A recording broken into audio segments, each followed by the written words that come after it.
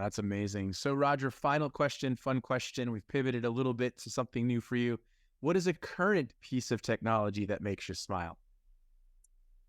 Um, so it's funny. Most of it isn't technology because most of the technology kind of I see doesn't make me as happy. I think we're seeing better education out there, better cybersecurity education. That makes me happy. But again, if we're going to go to technology, I'd have to say it's some of the AI driven stuff that we're starting to see out there that's starting to be allow different things to be more accurate. And let me say, again, I'm always bored with the term AI and everybody AI this and AI that. I really don't care how you do it. It could be a bunch of if then statements. And it wouldn't surprise me if a bunch of if then statements could produce some of the outcomes that we're seeing.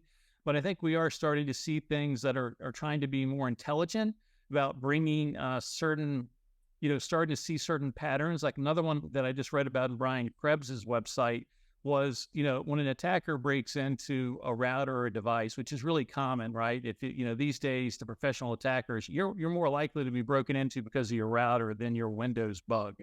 But they said when those guys break in, they're then using enumeration. They're doing a who am I, or show me what networks, or show me the ARP table. They're like, your regular admins are never say, show me the ARP table or who am I or whatever it might be.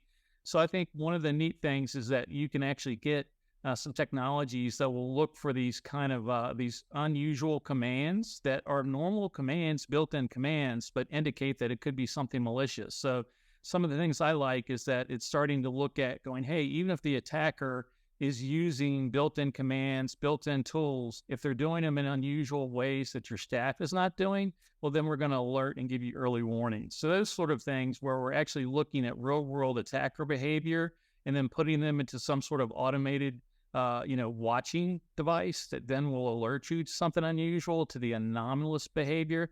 That I think that gives me hope that we may be able to, identify more attackers quicker.